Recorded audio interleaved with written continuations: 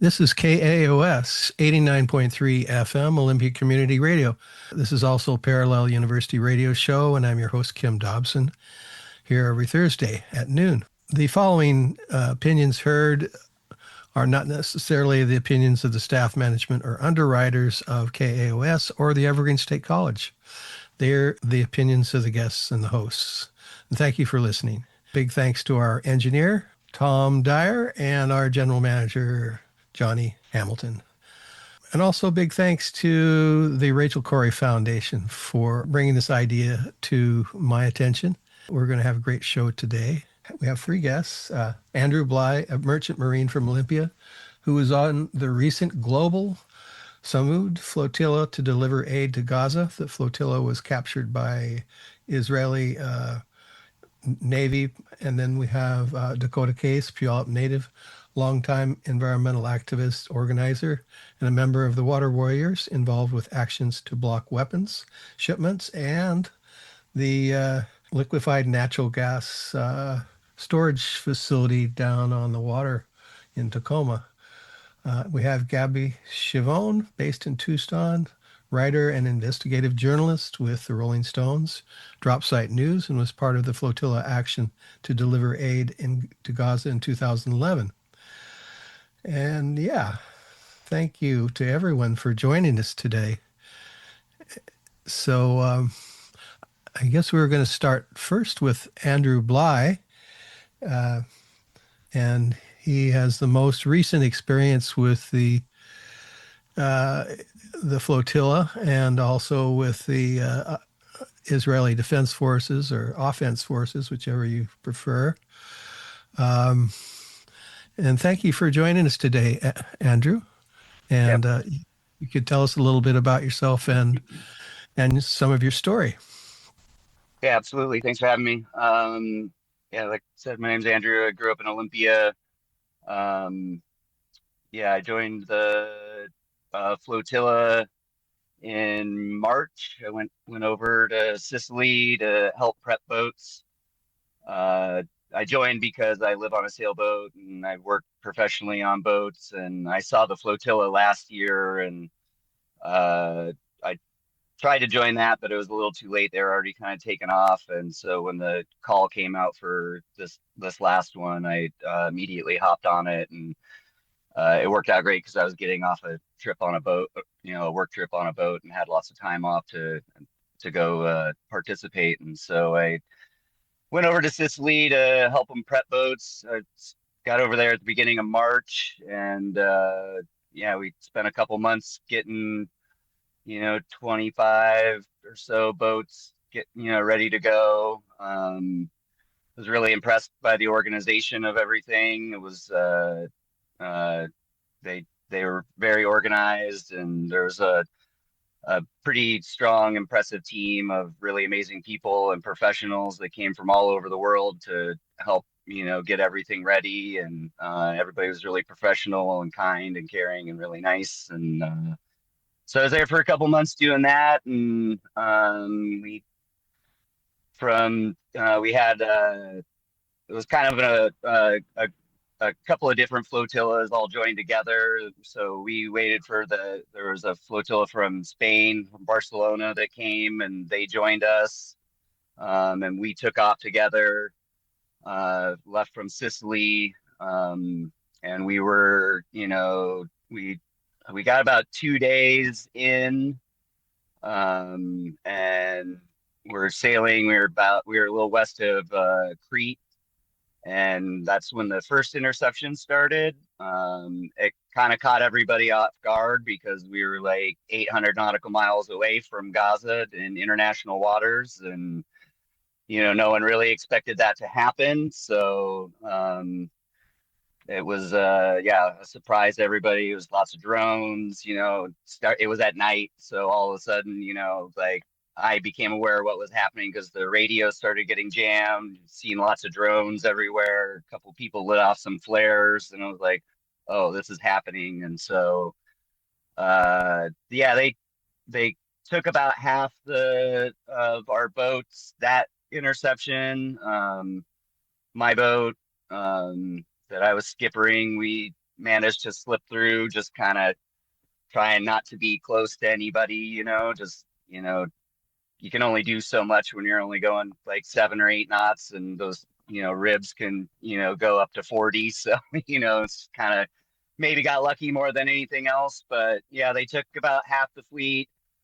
On all three interceptions, the IOF would just take everybody off the boat. A lot of the boats were sabotaged, and then they were just set adrift. And so people were, they take people off the boats, put them on a prison ship. And after that interception, I think maybe because they were so far away, they took everybody to Crete, which was actually where we were going to avoid some weather. So we were in Petra for about 3 or 4 days, and we're able to get some of our comrades back. Some of them rejoined the flotilla and got on different boats. And so from Crete, we went, we got some boats from Greece, some flotilla boats as well. So, we lost some, but we gained some. Got our numbers back a little bit, but we went to Marmaris in Turkey, and there's a Turkish, contingent of the flotilla that we joined up with there. And from there, we left again and had to stop and fix some things, a day later or whatnot, and then rejoined, and then went down, and once again were intercepted off the west coast of Cyprus. And that, they pretty much took the rest of the fleet. We managed to get away from that one as well, and then we were captured the following day. And this time they took everybody to Ashdod in Israel for the processing and everything. And it's worth mentioning that, like, during both interceptions, like the first interception, lots of Mayday calls were made to Coast Guard boats. They weren't helping at all. There was a U.S. warship that I heard on the radio. They obviously weren't helping at all. So yeah, both Turkish and Greece Coast Guards weren't really, maybe if somebody was actually sinking, but apparently they thought that, being boarded and illegally detained wasn't, enough of a risk of life to get involved. But yeah, anyway, I was part of the last like 10 boats that got intercepted. We were down trying to get close to Egypt to, get close to their international waters, to maybe force an issue of like, if they were coming after us, we could dip in there, and, see if, Egypt would want to do anything about it. But we were a little too far away to, test that thought, when we got intercepted again. And like I said, everybody got taken to Ashdod. That's where a lot of the abuses and violence happened. That video with like Ben Gavir and everything. That's from the processing and the port facility. And yeah, from there we were taken by a 4-hour bus ride to a prison in southern Israel. I forget the name of it right now. And spent the night there, and were eventually deported to Turkey. So yeah, it was all very violent. We were zip tied or handcuffed pretty much the entire time, forced, pressed down by our heads, led around. Spent a couple hours in the port, with my head on the pavement in a prone position while they were playing, the Israeli national anthem over and over again. There was lots of screaming. I got, I just kind of recovering from nerve damage from being handcuffed and zip tied so tightly. And like I said, that's light compared to what a lot of other people endured throughout that whole process. There was definitely some racial motivations for the treatment. People from Turkey were really singled out. If, your skin was darker, they were definitely, treating you rougher. Like I said, there were sexual abuses. Somebody on my boat was put in solitary with a dog for, no, I can't even imagine why. Yeah, it was all just, you could really sense a palpable disdain from the people that were handling us. And yeah, they were definitely trying to send a message to discourage us from trying to do that again. Yeah, it was just as I've said to many people, based on my experience and what I saw and how I was treated firsthand, there's some capability for some really awful stuff. If they are willing to treat us the way that they treated us, with cameras on us and the whole world watching, I can only imagine what they're doing to people that they feel that are subhuman in behind closed doors. So it's yeah, I saw it. Like I said, I saw the capacity for some really, really terrible things.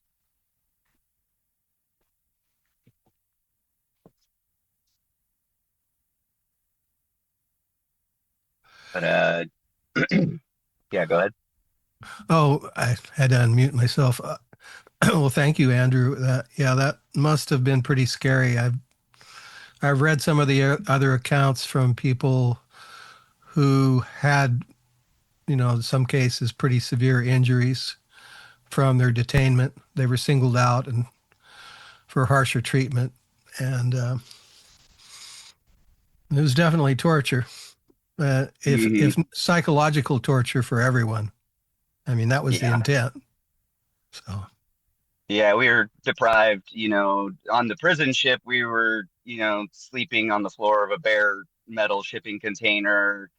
The first interception, there was reports of them like flooding. There was like shipping containers put on the deck of a ship with like barbed wire around, and so they're always like on this walkway above us, pointing guns at us, watching. I watched them, shoot rubber bullets at people down and, on the other side where they were keeping some of our other uh, comrades on the other side. It was like kind of two different pens, but yeah, I watched them shoot into the crowd down there for what I don't know, but yeah, they apparently were like flooding, like the places where people were sleeping, and so yeah, it was really cold and you're wet and just, that we had some porta potties, but they didn't have toilet paper, and to ask for, that constantly. And yeah, it was just, depressed. There's no reason to be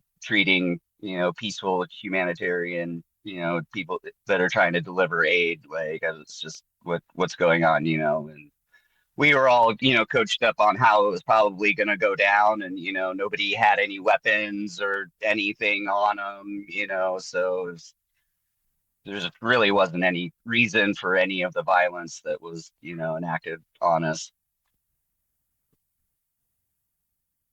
yeah, in fact, a lot of the boats were carrying material aid, mutual aid, like for infant formulas and you know protein supplements and different kinds of vitamins and things that were needed that were in short Hmm. supply in Gaza. Yeah, and a lot of the crew that they selected for the mission that they were putting on the boats, because they tried to put as many people from different nationalities and on the boats, but we're also selecting people that had experience like rebuilding and disaster zones or war zones. So there's, yeah, a very diverse spread of, between actual like physical aid and then knowledge and, people that were, that if we were able to actually get there, we're going to be able to like, help with rebuilding or Hmm. dispersion of the aid and everything, and medicine, so yeah, unfortunately we did not get there. I think we were about 100 to 100 miles away. That was as close as anybody got, and still, like I said, in international waters. So, it's all very illegal, but nobody seems to care. So it seems that international law is kind of out the window at this point. So, um, yeah, I worry about, moving forward if they do another one, or, at this point, if they're trying to send a message, and everybody that did the previous flotilla that did this one said that the treatment was worse this time. They were way more violent. And so I am slightly concerned about the escalation of it. But we'll just have to see what happens. But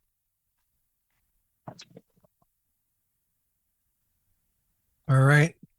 Well, thank you, Andrew.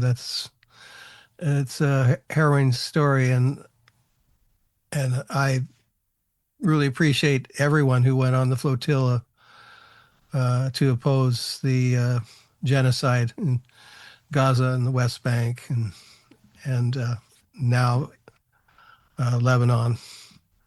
So it's happening in 3 locations, if not more.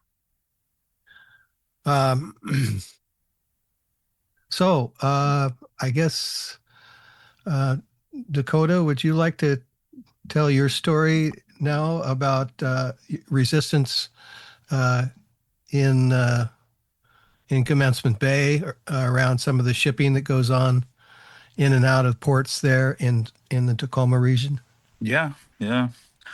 To all chud, Dakota Case Tista, to all chud, Puyallup, to all chud Lakota, to all chud McLeod Siaya.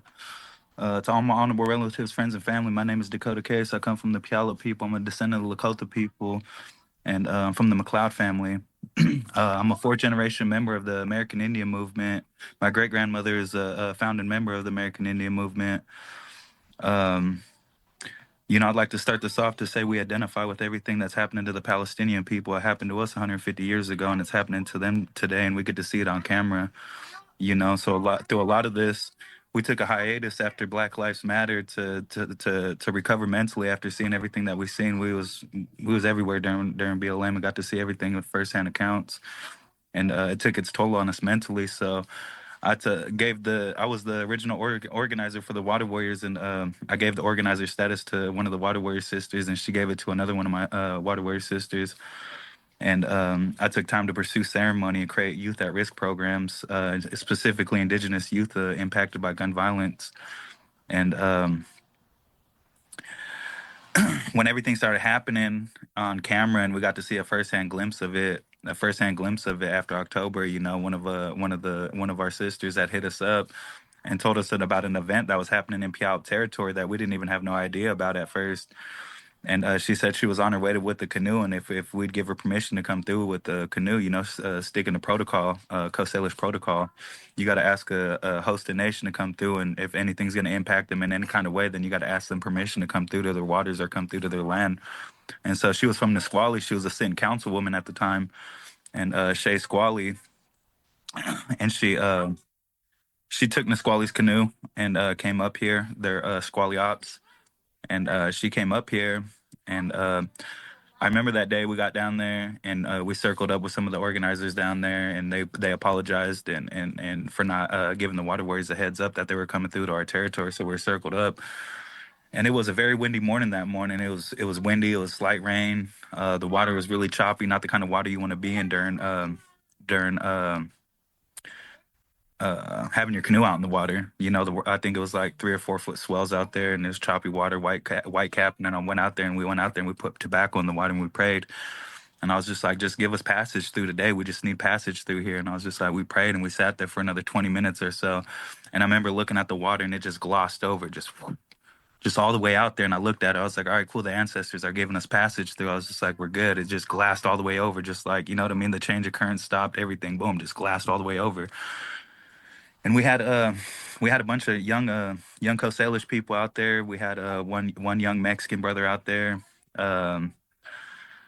So we went out there and we pulled out there. Patricia was my lead puller, her and Kalina Lawrence, and I was the skipper out there. We decided I was going to be the skipper since I had the most experience at being skipper, and especially with the waters being as rough as they were that day. We decided that I was going to be the skipper, so that means I had command of the ship. You know what I mean? I was the captain. And so we went out there, and we told our kayak activists. We had a couple kayak activists with us. I think we had like 3 or 4 of them out there, and we told them to stick back. I was like, if anything happens, we're going to argue treaty rights from here on out, and you guys aren't going to be protected by treaty rights. So as soon as we get out there, we're going to argue treaty rights. We're exercising inherent ways of life, and they ended up staying by us. You know, they went out there, and the U.S. Coast Guard set a 500-yard perimeter around the inlet of the inlet where the ship was actually posted. And we told them we made it to the perimeter where the Coast Guard was sitting, and the Coast Guard was patrolling it. And we waited for the Coast Guard to go by a couple of times to see where they was. And the Coast Guard went by, and they were going all the way across, and they were over by the original mouth of the river on the other side of Commencement Bay. And so I told them, I was like, it's time to go. And we told the kayak activists to stay back, and we pushed in about 400 yards into the perimeter. And the kayak activists, I looked over my shoulder, and the kayak activists were still right there. And I remember this was just like one of those moments in your life where you just stop and look, and you're just like, I'm really here. I'm really doing this. All right, cool. This is what it is. And so we push in, and we're pushing in. The U.S. Coast Guard pulls up on the side of us, and they're like, what are you guys doing? We're just out here exercising inherent ways of life. You can keep it pushing. These are Puyallup waters. We know our rights.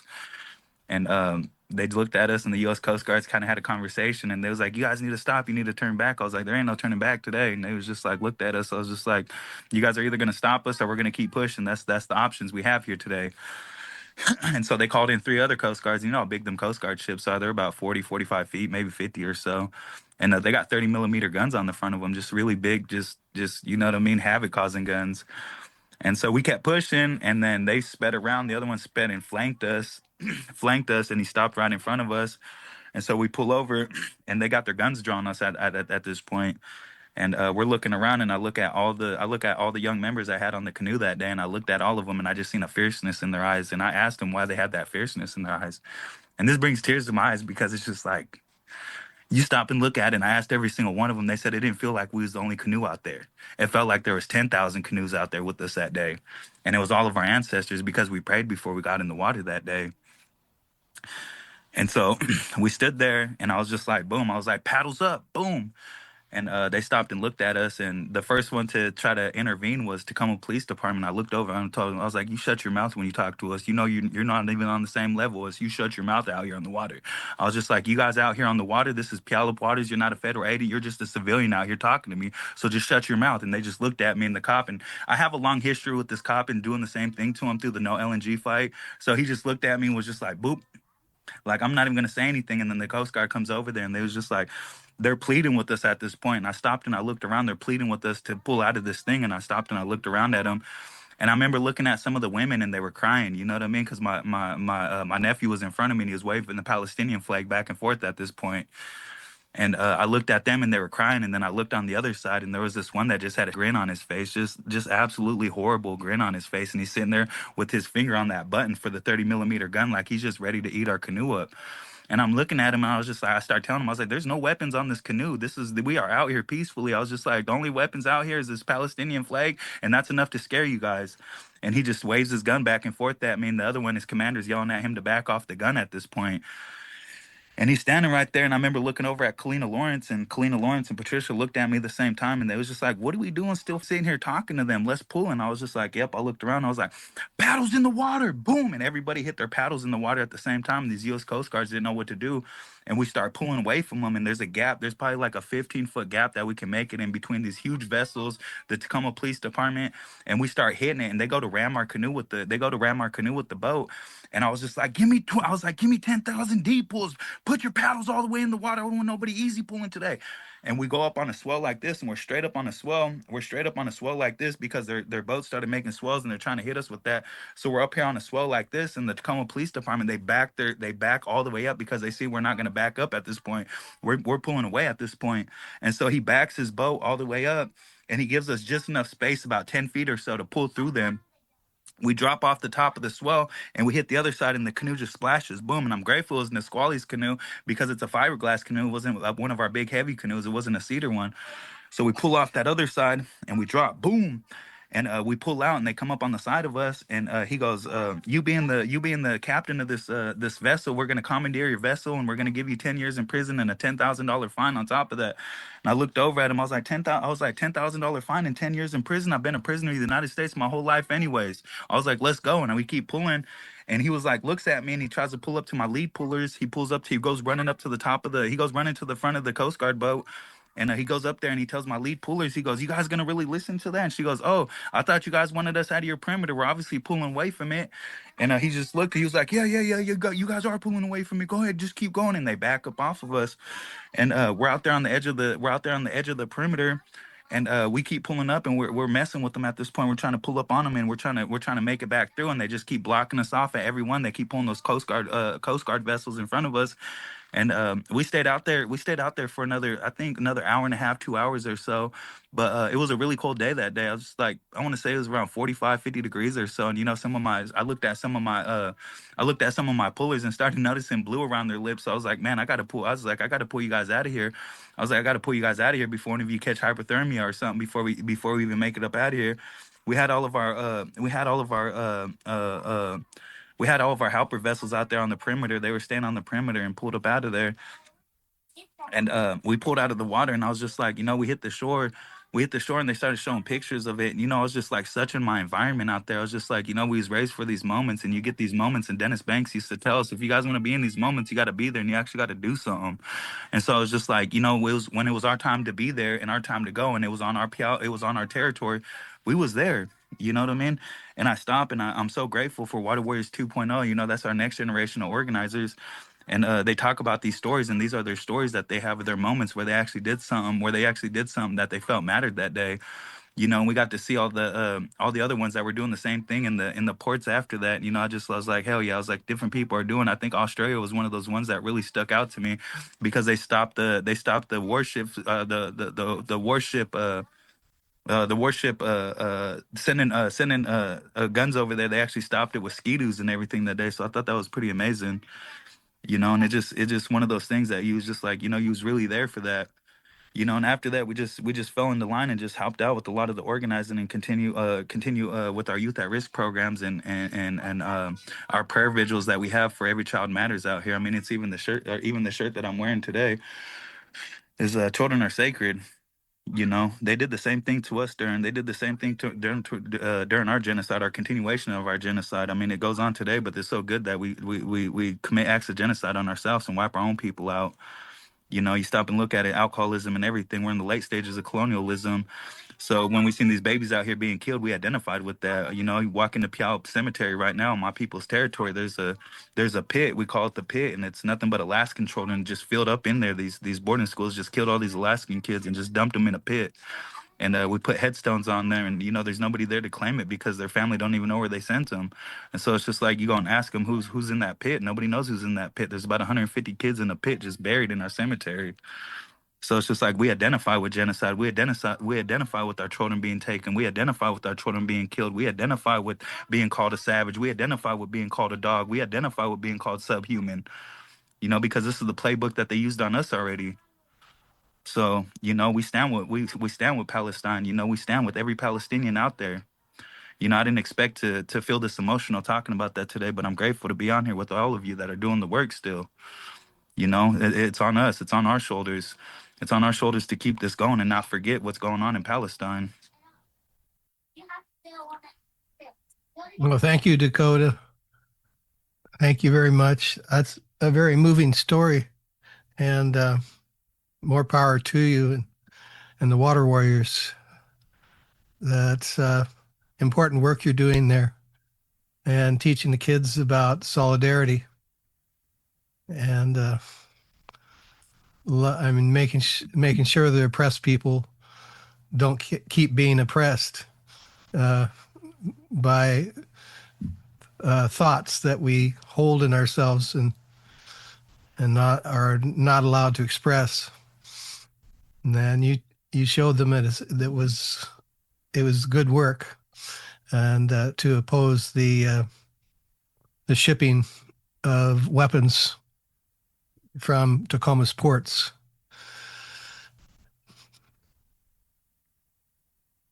Thank you, Dakota. Thank you very much. As it was very moving and still is.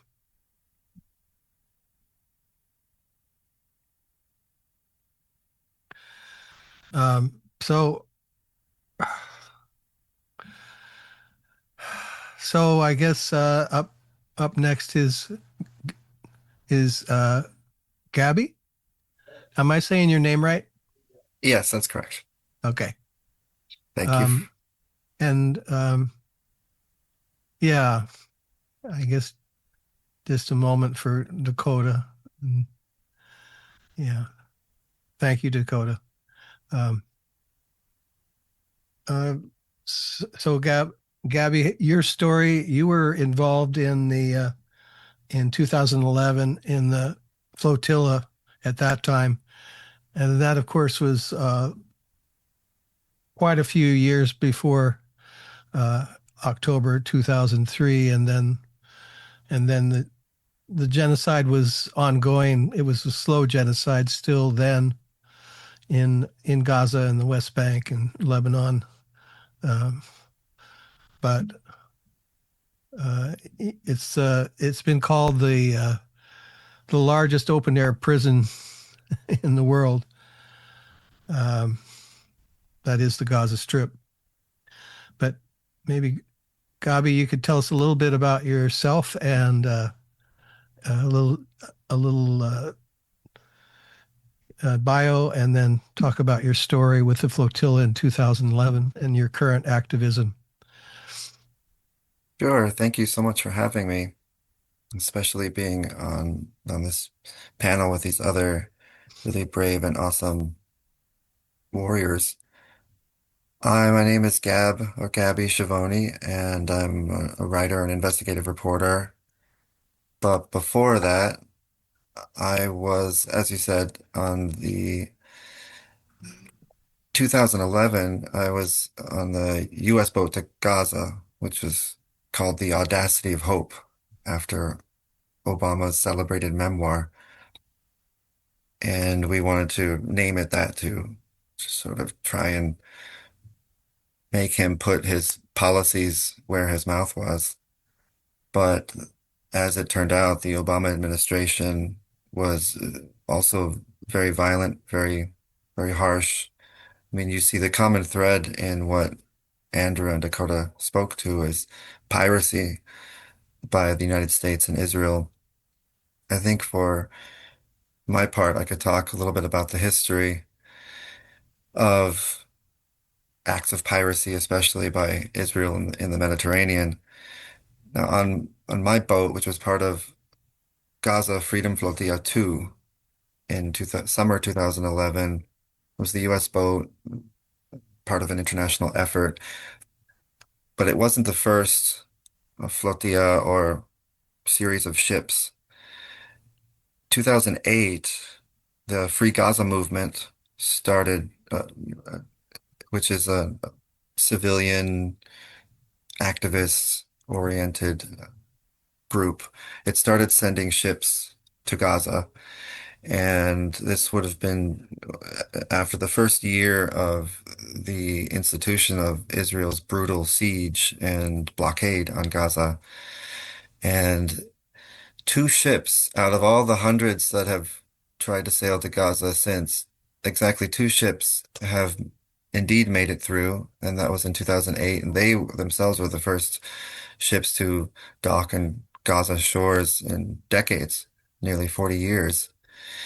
And through that period, especially what Andrew spoke about was very horrific, but he was the first one to indicate that, it's the least of what Israel does on the high seas. And going back at least to 1976 and throughout the 70s and the 80s, Israel forcibly boarded, intercepted, kidnapped international passengers, especially along Lebanon and between Lebanon and Cyprus. Ferry boats, cargo ships, they blew them up. They gassed people. They killed them. And barely, not even a mention in the mainstream press And when they did report on it, they would call it these acts of piracy, these brutal violence. They would call them interceptions, nothing more. And I think that that squares with what we heard a little while ago about U.S. warships, other Greek ships, maritime ships, all being in the area and doing nothing. And in the case of Dakota, actively, in the case of the Coast Guard and the police, just actively being this aggressor on public waters, really. And in 2011, when I was on the boat, the year before, and so in 2010, it was you could call it the first flotilla. There were several hundred passengers, several boats, but one of them, the biggest, was the Mavi Marmara, and an elite Israeli strike squad killed 15 passengers, and one of them was a Turkish American. So that had happened the summer before, and so our ship got a lot of attention, and that's what a big part of this is about. Like some of it is, of course, aid, critical aid. Uh, on our boat was not aid in the sense of other boats in our flotilla, medical supplies and other forms of cargo, food. Ours had letters on it from would-be pen pals in the United States, writing to people in Gaza saying, "You're not alone, and you, you're not forgotten, and we're watching, we're with you." But also a big part of these efforts is to shine a light on what Israel is doing with United States assistance, proving to the world that this is not, as the US and Israel says, about security. This is about punishing and brutalizing and exterminating the people of Gaza, and doing these boats to force the world's attention on an issue that they would easily ignore by the powers that be is a big sign of victory of these ships. And there's now been hundreds of them. There was a period after our flotilla of several years of no ships. I think that there was a sense among international activists that this tactic has been tried and it's not been effective. Let's try something else. But I think the more brutal Israel became in the subsequent years, I think reasonably necessitated this tactic of more ships and even dozens more ships to keep to keep going and to keep doing these runs these runs on the blockade. And that's happening today. And as Andrew said, Israel is escalating its violence, and and his concern is well placed because when Israel sees more and more they can get away with, there's no telling what they'll do. I mean, we can see what they've done in the 70s and 80s when nobody's watching. They'll kill people. It doesn't matter if they're internationals. They'll kidnap them, torture them, and yet people keep resisting. And now there's again hundreds of ships that have been seized. Only two have made it through in all these years, and there's hundreds that have been seized. I haven't seen a study, but I think it's a rational judgment to make that what Israel has been doing, these acts of piracy on the high seas, rivals probably what we could call the golden age of piracy. I mean, with all the hundreds of ships that they've seized, I think it's an interesting question, like comparing it to where we get that word piracy and the pirates from several hundred years ago, like so-called golden age of piracy. Like, what are the most notorious of the pirates? How many ships did they seize? And versus today, and Israel and the United States blowing up ships, as we know.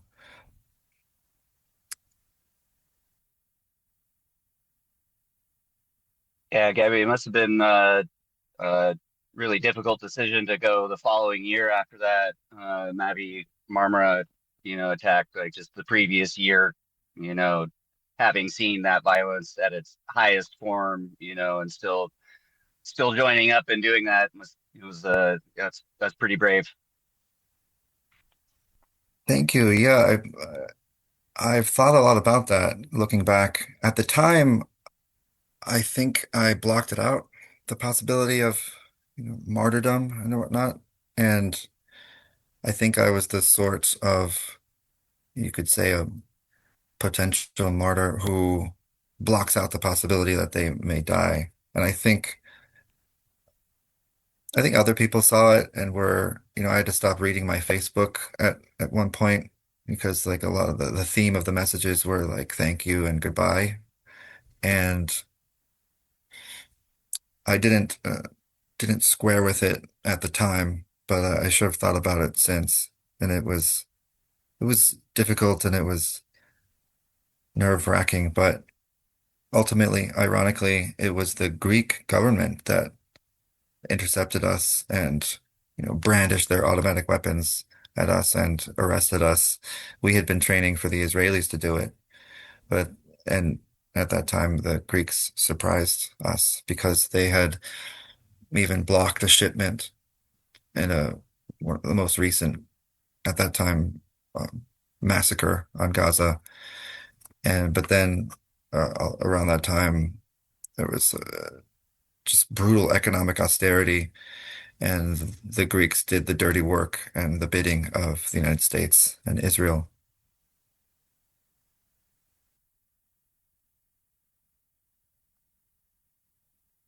Yeah, it's really I'm really happy for this conversation. It's nice to connect with both of you guys and especially you, Dakota, because I'm very interested in hopefully staying in contact with, about port blockades. And because, while we were over preparing for our flotilla, there was, dock worker unions were, striking to prevent these shipments and like out that's something that you can do locally, without having to, go across the world and do a flotilla or something that, all of this, it's all interconnected. And it's, there was a lot of talk about the strategy of maybe, future flotillas or using the flotilla resources to try and do port blockades to stop these ships that are, delivering weapons. And that's it.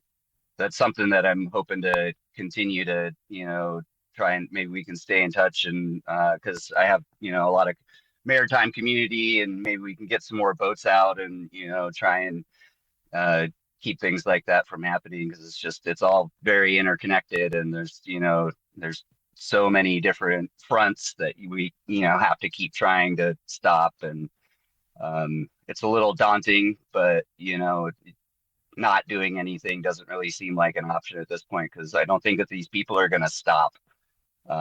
It's just you know you can see it.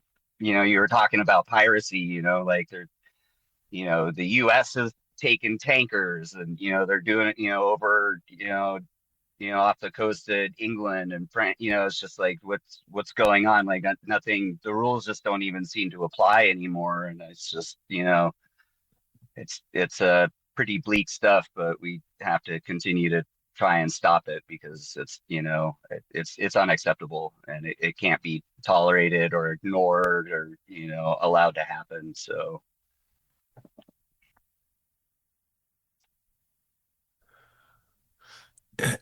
Indeed, the U.S. government is ignoring international law and has for a long time.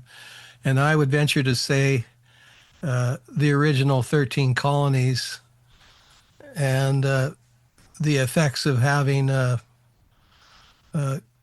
cavalry in the last 200 years caused the greatest genocide in the North American continent with the Native American residents of this country, so the first peoples. And this is an example of the Israelis have taken carte blanche those ideas from the original example of the U.S. cavalry. It's, I mean, nothing has really changed. We're still ignoring international law and we're still ignoring human rights. And we don't recognize the International Criminal Court or the IJC. So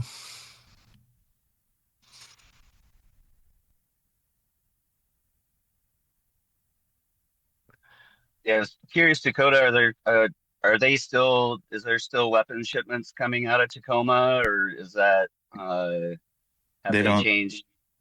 They don't? they don't put them on they don't put them on the books anymore. Oh, so it could be happening. Could be happening, could not be happening. Yeah. I spoke with some of the ILWU, where we have close relationship with some of the workers and the previous president of it, and they're just not on the books no more. They could come through as anything, you know what I mean? And Hmm. so the U.S. is forging their paperwork, so nobody knows what's going on. Yeah.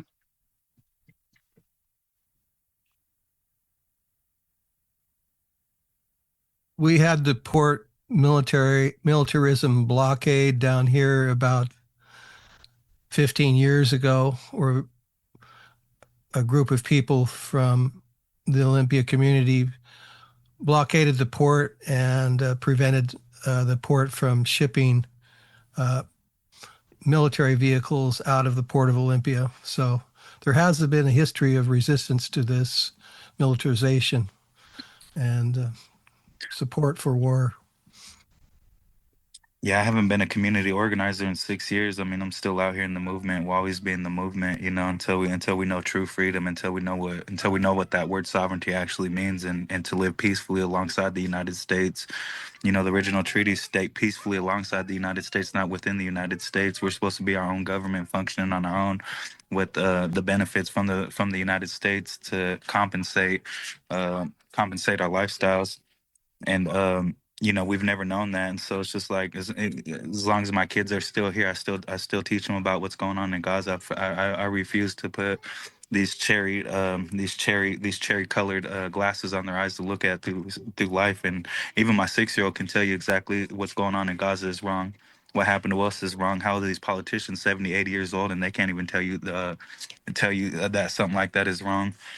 You know, as an organizer, one of my biggest goals was to always shut the port down completely. So, you know, I'm with that. You know what I mean? A complete on water, air, everything, and just shut it completely down peacefully, and just show them, because that's the biggest way, that's the only way that they pay attention is to their pockets, right? Is to the money sign.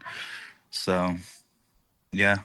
I mean, the port's had its damage on my territory. I mean, I could go down the list of stuff. You know, our waters are polluted, our fish are dying, our salmon are almost gone. The average weight on a Chinook right now is 12 pounds when they used to be 100 pounds. Our gooey ducks are on the red tide notice right now. I mean, we can't harvest right now. We don't have any more oysters. We don't have any more clams. You know what I mean? We're highly polluted. We got 7 Superfund sites within Commencement Bay that used to be called Piala Bay. And even stopping and looking at how big how big our village is. Everybody thinks that 7,500 people is big, but we easily surrounded all of Commencement Bay, Piala Bay, all the way to Gig Harbor, all the way up to the mountain. That's how big Puyallup used to be. You know, the impacts of being one of the first tribes to come into contact with them, and the impacts that the Spanish influenza had on us is astronomical, to say the least. So we'll always be here. I'll be passed down the movement to my children, and I'm always here to help any organizers.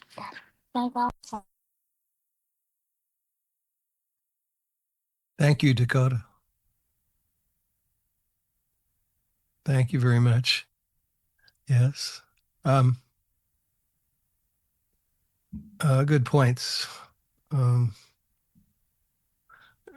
Resistance is always going to be here for all of us that care about the planet, care about sustainable life for human beings without the heavy thumb of capitalism pressing down on all of us. The money for war, but no money for food or housing. It's what we got going right now.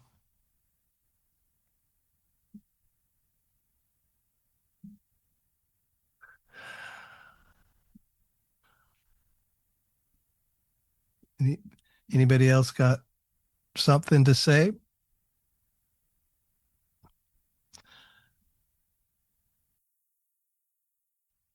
Dakota, I heard you mention, and we were talking yesterday too. Are you still active with the LNG, trying to protest that in Tacoma as well?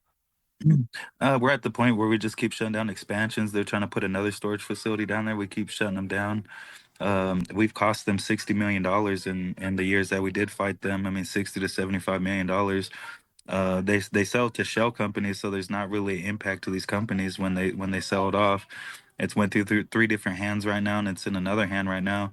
And they try to expand it back in what was it, 2022 and then 2024, and we shut them both down. And the last time they came out, they was like, "Oh, we don't even know what you're talking about." And we threw the paperwork on the table. It was like, "This is what we're talking about right here." It was like, "There's no plans to expand it and put another storage facility down there." So it's an ongoing battle right now. We have a new um plan of action going on with the PSC bill hike. It's just an ongoing battle with them. I mean, we're 20 we're 10 almost 11 years in the LNG fight, and we're gonna be in it until it's shut down. I mean, it took 10 years to shut the one down over in Oregon. It'll take, you know what I mean, it'll take 20 years, but one day we're gonna get this place shut down. Yeah, they're probably expecting or hoping that they can wait you out and you'll stop eventually and they can move forward. And it's hard to keep continuing on, but you got to do it or else they're just going to keep doing what they're doing. Oh yeah, exactly. Yeah, that's an important fight too. And as I mentioned earlier in the program, Marilyn Strickland was the mayor of Tacoma during the time of the so-called permits that PSE got to put in the liquefied natural gas storage facility down on the Commencement Bay and Puyallup Bay. And PSE knew that if they ran the permitting process through the city of Tacoma, that they could avoid the Governor Inslee's energy siting committee. And activists had just shut down the LNG to methanol plant down on the port of Kalama down south with the energy siting committee's blessing. So the governor shut that down after a lot of legal battles. And so this, the battle against that PSE's plant down in Puyallup Bay is an important one. And they were operating with the blessings of Marilyn Strickland. So just remember who allowed it and who winked at it and gave all the permits for it. It's Marilyn Strickland. She also kissed the wall too. We can't forget that part. Yeah. Oh yes. Oh yeah. There's great pictures of her standing next to Benjamin Netanyahu and buddy, bear hug. Yeah. Netanyahu. Taking several $100,000 of AIPAC money as well. Yeah. Yeah, I think Alex Scheel is probably the best one for the job now in the 10th district if you were put in your support somewhere. But yeah. I think a lot of people think that just voting for Democrats is going to continue to, they can feel good about it. And I think people are having to really face and reconcile with the fact that that's not true, if it ever was. And so, you can't keep voting for these incumbents and not thinking about what they're doing and, just assuming that they're doing the right thing because they're a Democrat. It's just not proving to be the case anymore. So it's, if you're, a firm believer in electoral politics, then you really need to do your due diligence and make sure that these people are delivering the results that, you demand of them and not, giving them, the benefit of the doubt and just, be like, okay, yeah, they're doing what they should be doing. And it's, so I think that, hopefully the Alex Scheel be able to accomplish something against Marilyn Strickland because, that ain't it. So. Yeah, I think some of the stuff that came out during and how long Israel's had their hand in the plight of the American Indian is ridiculous. When I went through the Epstein files, it took me a couple months to recover from that. And I met a couple investigators that have been doing the research for a long time. And one of the most corrupt tribal councils to ever exist on Turtle Island was on Pine Ridge during the 60s and 70s during the uranium fights. That was one of the most corrupt ones. They killed tribal members. They killed activists. They beefed with the American Indian movement. And I was so surprised, and I don't know why I was so surprised, but there was an Israeli attorney that was behind all of it. All that uranium and everything went to Israel. All that stuff went over there to Israel during Pine Ridge. It went there, and the United States didn't absolutely do nothing about it. They turned a blind eye while Israel was over here getting uranium off of Turtle Island, and on a reservation protected, treaty protected land. So it's just doing research and finding out stuff like that, and how long they've actually had their hands in, and stuff that we don't even realize that they've had their hands in. The battle goes on against tyranny and capitalism, militarism, evils of our current and past governmental institutions, so-called. We're rolling around to the last 4 minutes of the program. Can we come up with some closing words, and then I'll do the disclaimer for the college and station ID at the end. I'd like to just thank the Rachel Corrie Foundation for setting all this up and getting us together to talk and connect. They were, pretty much drove the whole thing because, we're all busy, and it was, I appreciate them doing that. And, I remember when Rachel Corrie was killed, protesting, the bulldozing of Palestinian home. And that's kind of when I was a teenager is what really awakened me. And, so I'd like to thank them and for putting all this together. Yeah, big thanks to the Rachel Corrie Foundation and the staff there. Much appreciate their work. This radio program spoke with Rachel Corrie when she was protecting a well in Gaza. The IDF was bombing Gaza's wells even back then, trying to cut down their water supply. And she said, I'm going to spend the night in that well, and I'm going to call the IDF and tell them I'm there. I'm an American. So we were talking to her in the middle of the night, and it was live on KAOS many years ago. And I don't think she lived much longer than a month after that. Rest in peace, Rachel Corrie. So at any rate, so Gabby, have you got something to say, or final words?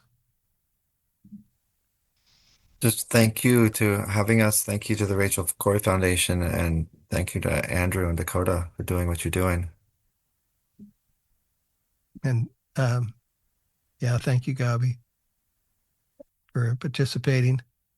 Dakota, are you still there? Yeah, go ahead and say a couple of final words here. Man, stay strong, stay organized, and well, even in the late stages of colonialism, we're still here, we're still fighting, and we still have that fire in our chest, and follow protocol of the indigenous peoples, land you stand on, you know what I mean, in these fights, and don't forget them. You can't forget them, because that's the basis of colonialism. Is they want the indigenous people forgot about. So there's claim to the land, claim to the resources. That's what all this is about, is resources, natural gas that's in their Gaza, the oil that's under Gaza, their fishing, everything that's there. So stay strong and stay resistant out here. All right. Thanks, Dakota. Thank you very much for being with us today. And Andrew, I don't know, you want to say something too, or? I think, yeah, I'm good. Just like I said, thanks to the Rachel Corrie Foundation for putting all this together, and both of you, Gabby and Dakota and Kim, for joining. It was a really good conversation. All right. So I guess we'll close it off, and I want to thank everybody involved. And this has been Parallel University, and I'm your host, Kim Dobson. The following commentary and opinions heard on this program are not necessarily the opinions of the staff, management, or underwriters of KAOS or the Evergreen State College. They're the opinions of the guests and the hosts. I guess that's it. And this is KAOS 89.3 FM, Olympia Community Radio, out there broadcasting live stream at chaosradio.org. Have a great day, everyone. And thanks for listening.